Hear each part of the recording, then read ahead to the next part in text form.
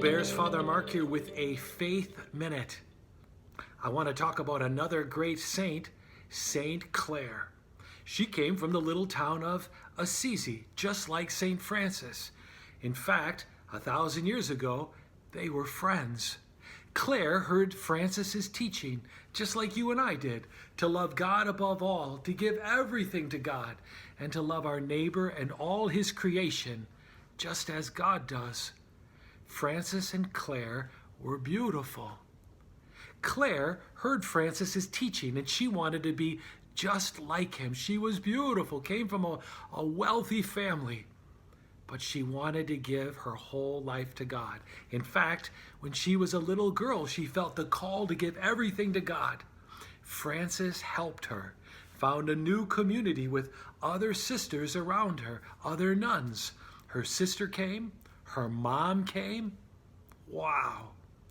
They were just like Francis. They gave everything away. And they would fast all the time, giving their hunger to God in prayer and their love of him. They loved God much. They gave everything away to make a space for God in. And he came.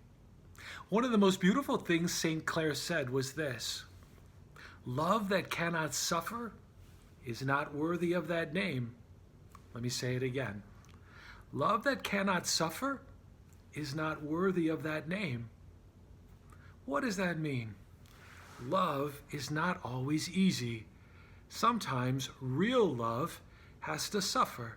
You and I have known that with our friends when we have to forgive them. A real friend who loves a friend suffers when we have to forgive, but we keep going. Or if someone is in need, love gives.